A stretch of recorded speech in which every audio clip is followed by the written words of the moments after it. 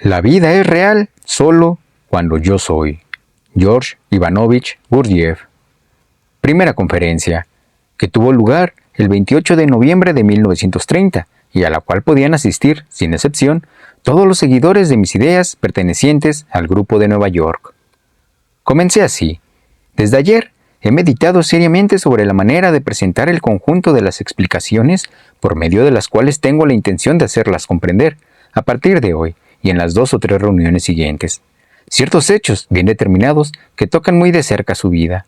Dicho de otra manera, he buscado la forma y el orden que le debo dar a mis exposiciones para que puedan tener alguna posibilidad de llevarlos a ustedes, norteamericanos, cuyo mecanismo mental está normalmente desarrollado en comparación con el de otros pueblos, debido a condiciones que ustedes mismos han creado, a comportarse de manera normal e imparcial frente a estos hechos. Y sí, me ha sido necesario reflexionar larga y seriamente. Es porque tengo el sincero deseo, ahora que me es posible, de darles ayuda por medio de mis explicaciones. Precisamente a ustedes que son miembros de este grupo norteamericano de seguidores de mis ideas y que, gracias a su devota actitud, tanto hacia mí personalmente como hacia mi trabajo, durante los duros años posteriores a mi terrible accidente, han despertado en mí datos vivificantes, generadores de benevolencia. Más aún, durante todos estos años se ha ido formando, poco a poco, en mí, la firme convicción de que en todos ustedes los norteamericanos, debido sin duda a la lectura por demás abundante de literatura periodística, se ha desarrollado, más que en otras gentes, un factor anormal que ha llegado a ser, en estos últimos tiempos, una propiedad inherente a los hombres contemporáneos y que actúa sobre su psiquismo general de manera tal que se contentan, como es fácil comprobar experimentalmente, con la asimilación superficial de toda clase de impresiones nuevas, leídas u oídas, sin tener la menor idea de las malas consecuencias que esto puede traer. A fin de cuentas, me parece que estas reflexiones me han permitido elaborar en el pensamiento una forma de exposición bastante apropiada. Según este esquema, me dispongo ahora a suscitar en ustedes y explicarles varias cuestiones que, estoy seguro, les parecerán a primera vista sin ninguna relación con lo que ustedes esperaban oír de mí y que les había prometido decir para su bien. Y sin embargo, solo esta serie de explicaciones tiene la posibilidad de cristalizar en su aparato mental anormalmente constituido aquellas nociones cuyo conocimiento les será, a mi parecer, no solamente muy útil, sino absolutamente indispensable. Ante todo, quiero hacerles conocer 2 de los puntos fundamentales del programa detallado que había elaborado, con la idea de introducirlo poco a poco en la vida de los hombres, por medio del Instituto para el Desarrollo Armónico del Hombre.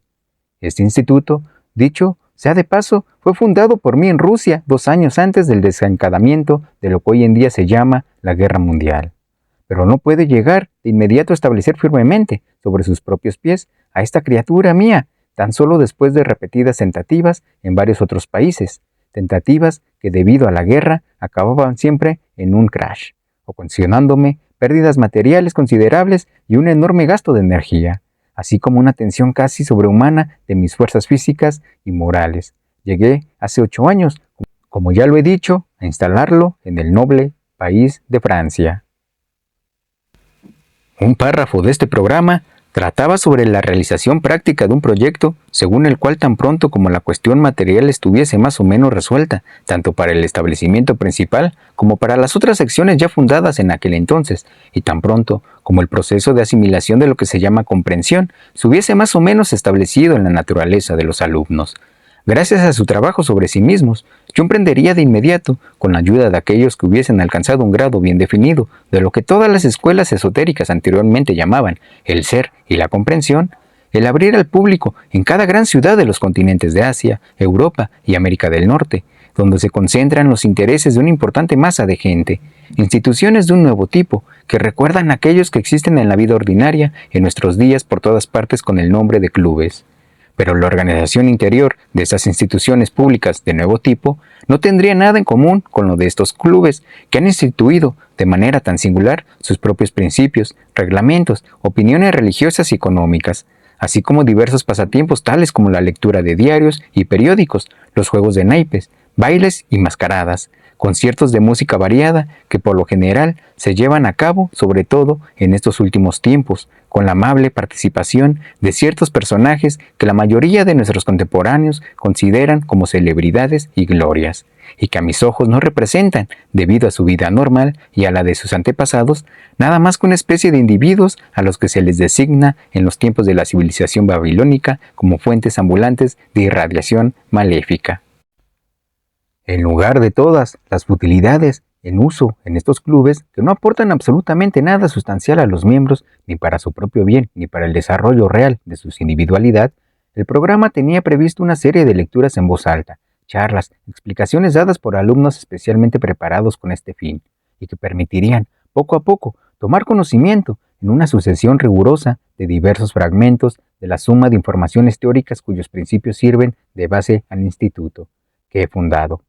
Luego de haber estudiado estas informaciones, asequibles a la comprensión de todo hombre contemporáneo, cada uno deberá reconocer que si bien todavía la mayoría de las gentes ignora, no por ello dejan de tener, para su verdad, la misma fuerza de evidencia que, por ejemplo, el axioma siguiente: cuando llueve, las calles se mojan. Entonces, ellas llegarán a ser realmente entre todo lo que es necesario conocer, con el fin de llevar una existencia digna del hombre y no de un animal salvaje. Lo más importante de todo, aún más indispensable que el aire que respiramos. Y más tarde, gracias a la convicción suscitada en cada uno por estas informaciones teóricas de que existe una posibilidad y medios efectivos para elaborar definitivamente los datos requeridos para su propio bien, llegará entonces a ser posible emprender todos juntos su puesta en práctica.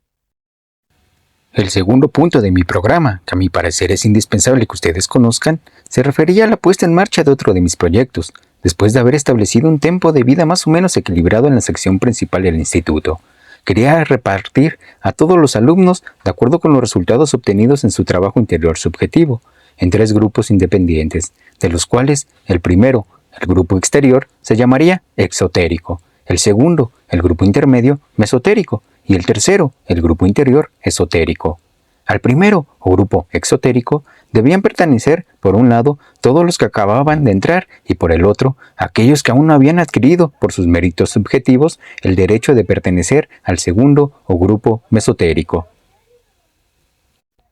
Según el programa fundamental, los alumnos pertenecientes al grupo mesotérico debían ser iniciados, pero solo en teoría, en todas aquellas cuestiones inaccesibles para el hombre ordinario, que yo había elucido en el curso de medio siglo en investigaciones especiales, ya fuera solo o en el seno de un grupo formado por hombres de la más alta cultura que se habían consagrado a la búsqueda de la verdad objetiva.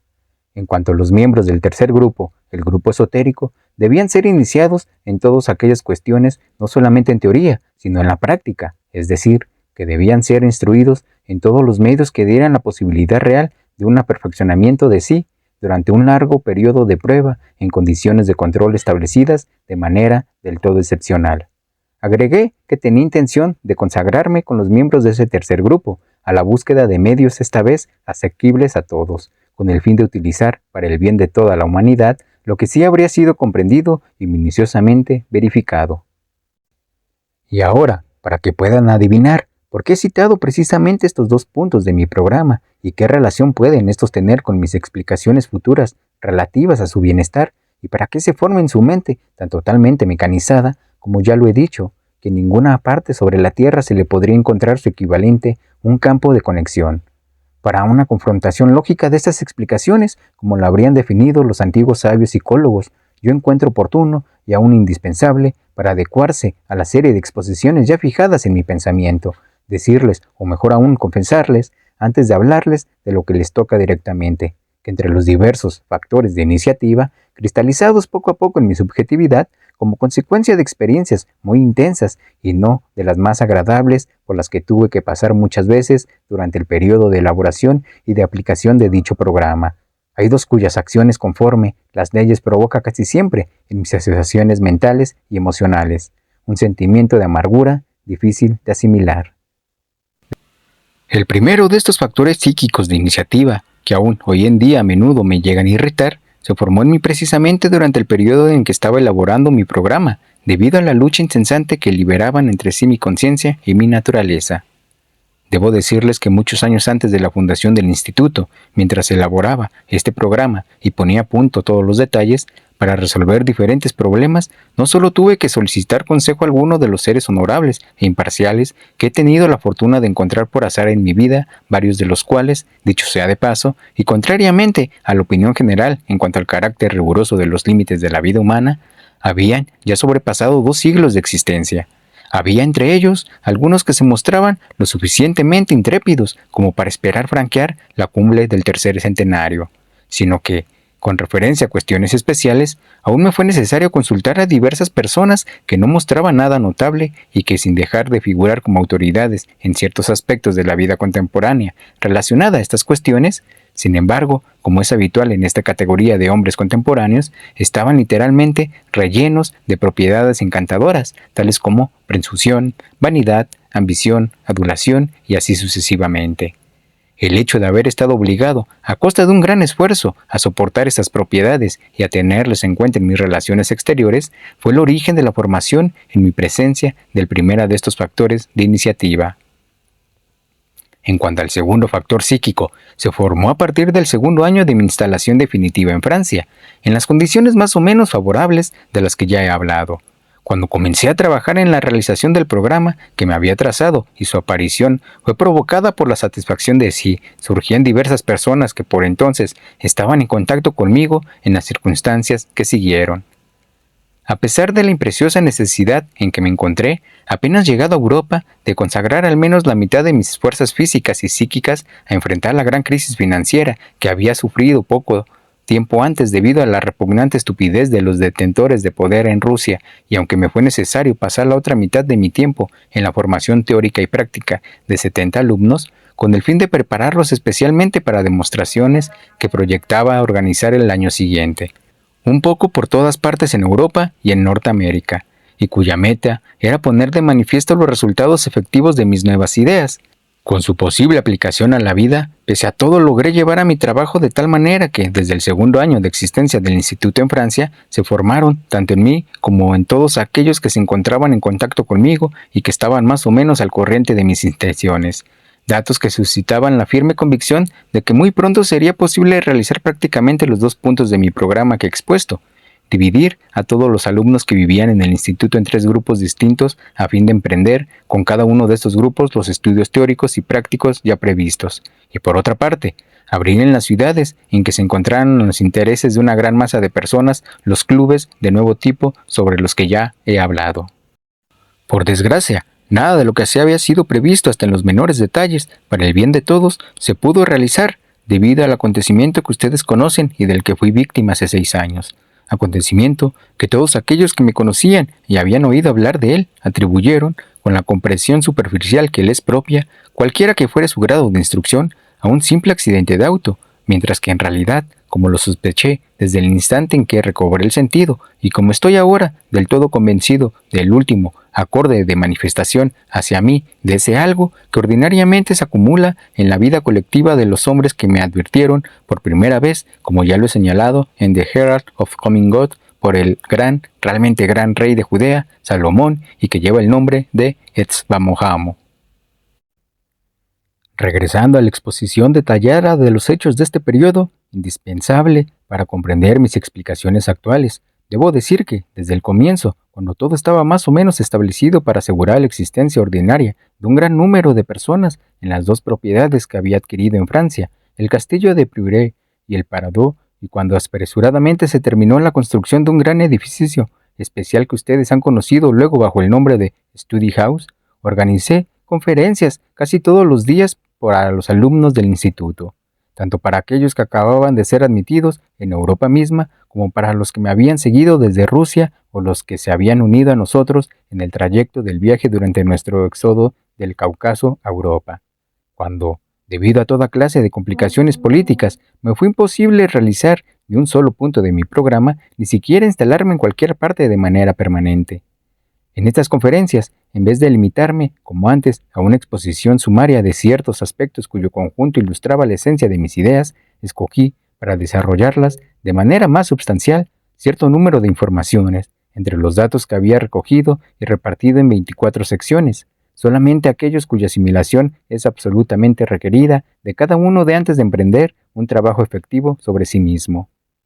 Para permitirles una mejor comprensión de lo que sigue, considero indispensable repetirles algunas de estas explicaciones.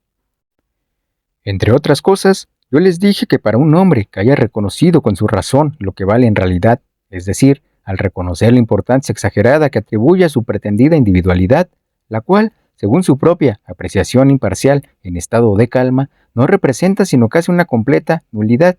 el trabajo esencial es adquirir la capacidad de consagrar, por cierto tiempo, todas sus posibilidades y todas sus fuerzas a comprobar el mayor número posible de los hechos anormales que se producen durante sus diversos funcionamientos físicos y psíquicos. Dicho de otra manera, de practicar lo que se llama la observación de sí.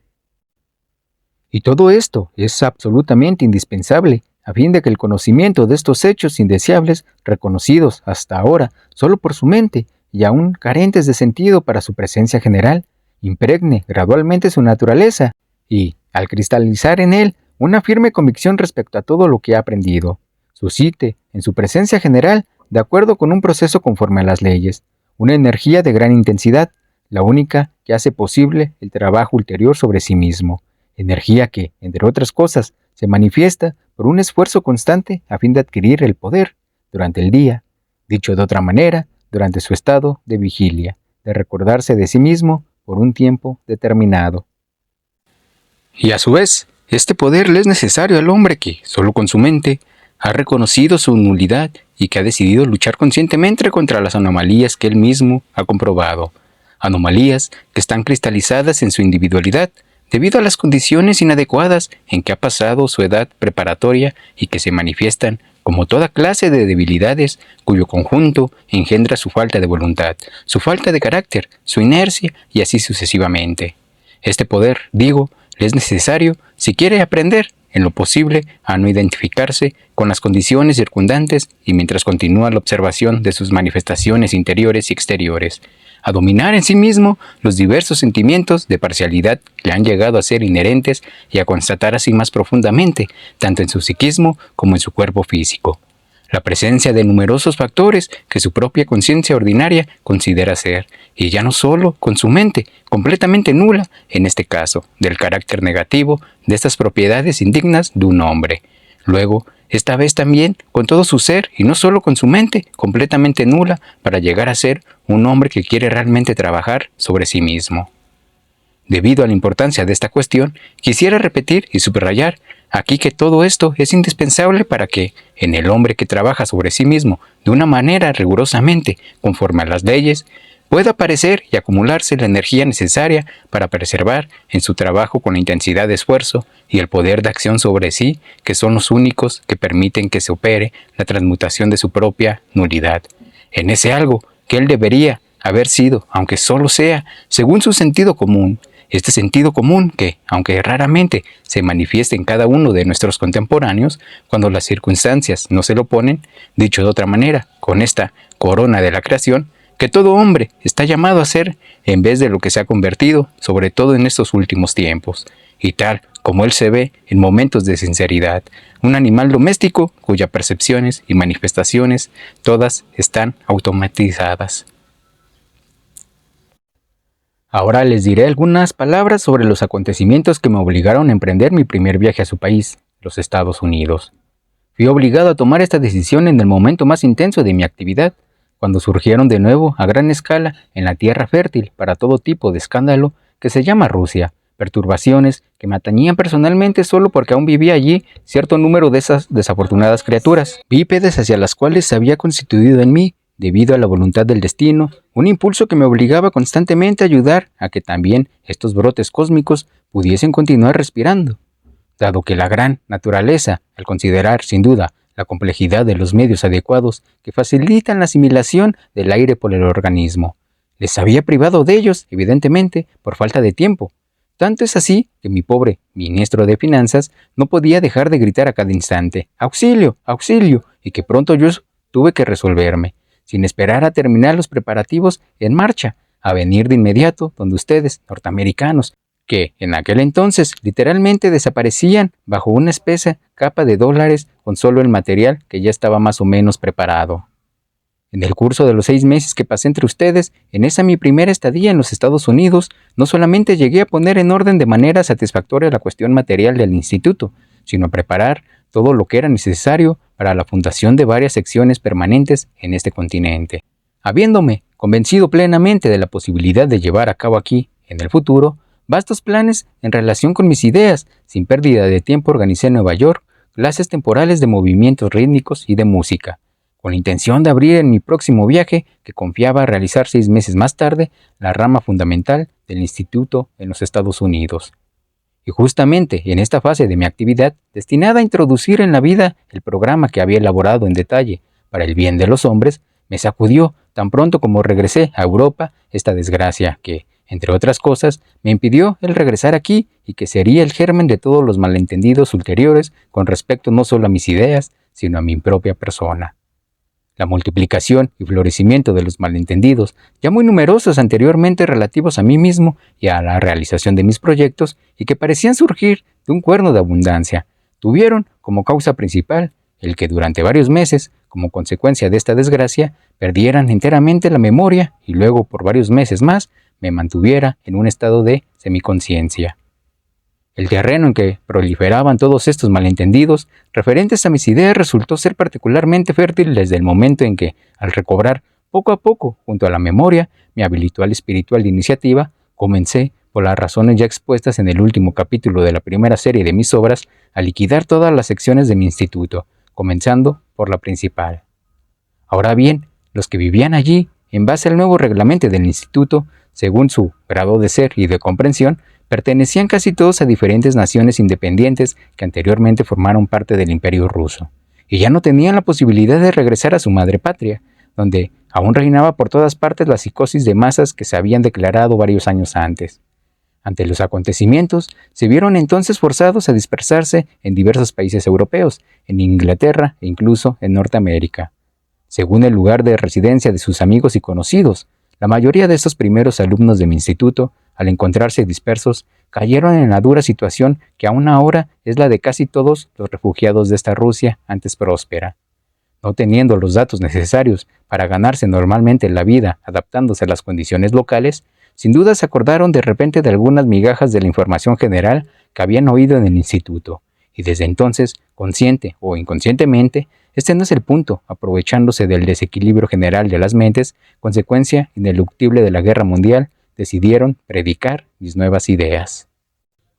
De hecho, todos estos alumnos, de acuerdo con su ser subjetivo, pertenecían solo al grupo exotérico. Mencionando anteriormente, dicho de otra manera, no tenían sino el ser de un hombre ordinario y por lo tanto poseían todas las características propias del hombre contemporáneo, entre las cuales, inevitable y hasta obligatoriamente, se encuentra aquella que consiste en que cada uno de ellos no se puede interesar en nada nuevo sino en la medida en que pueda sacarle lo que corresponda a su ya constituida subjetividad para hacer de ello el centro de gravedad de sus reflexiones. Cada uno se puso entonces a enseñar de manera unilateral a las víctimas de este desequilibrio de las mentes, ya sea oralmente, ya sea por escrito, las migajas de información rebuscadas aquí y allá cuando estuvo cerca de mí personalmente o de mis alumnos más antiguos que yo había preparado para la futura difusión de mis ideas a gran escala.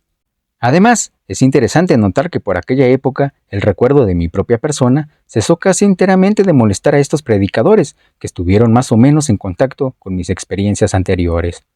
Entre las numerosas particularidades que puse en claro durante mis recientes observaciones relativas a la aparición de cierta propiedad específica en el psiquismo de aquellos que, en diferentes países, han llegado a ser seguidores de mis ideas, pienso que me bastará con señalar una de ellas, debido al hecho de que la totalidad de los datos del funcionamiento psíquico que se cristalizan ordinariamente en los hombres bajo la acción de las influencias mecánicas de su medio, termina por constituir un factor de iniciativa automático para la manifestación de su subjetividad.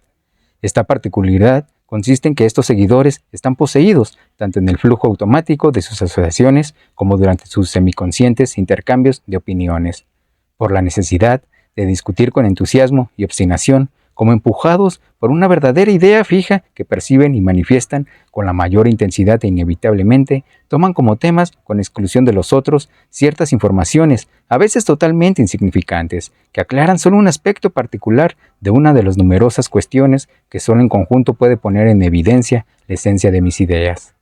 Por ejemplo, en aquellos seguidores que habitan en una cierta región de Rusia, la única parte de la suma total de las informaciones recogidas de aquí y de allá que se haya cristalizada muy fuertemente en su, por así decirlo, consciente, es la que, por ejemplo, y analogías, explica teóricamente que la presencia general del hombre está compuesta por tres partes independientemente constituidas y entrenadas, y solo sobre eso se apoyan para establecer la verdad de todas mis ideas. En otros, establecidos en una región diferente, se ha cristalizado, a partir de diversos fragmentos de explicaciones probatorias, la única idea que el hombre que jamás ha trabajado intencionalmente para su perfeccionamiento, no solamente carece de alma, sino también de espíritu.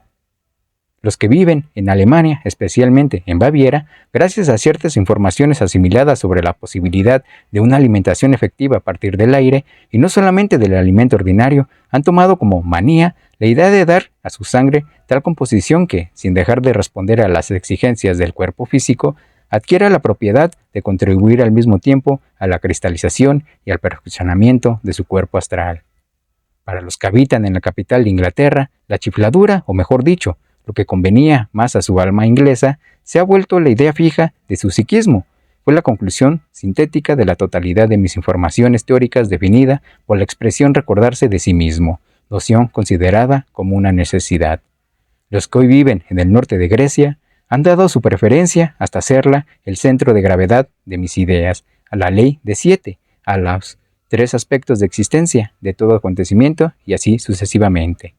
En cuanto a ustedes, norteamericanos, que constituyen precisamente el presente grupo, la idea fija se basa en fragmentos aislados, también estos recogidos de aquí y de allá, de ese único elemento, extraído de las 24 secciones que constituyen las diversas fundamentales de la suma total de información que contiene la explicación teórica de mis ideas, del cual les he dicho recientemente que se refería a la cuestión de la observación de sí, subrayando que este elemento era requisito obligatorio al comienzo del trabajo sobre sí.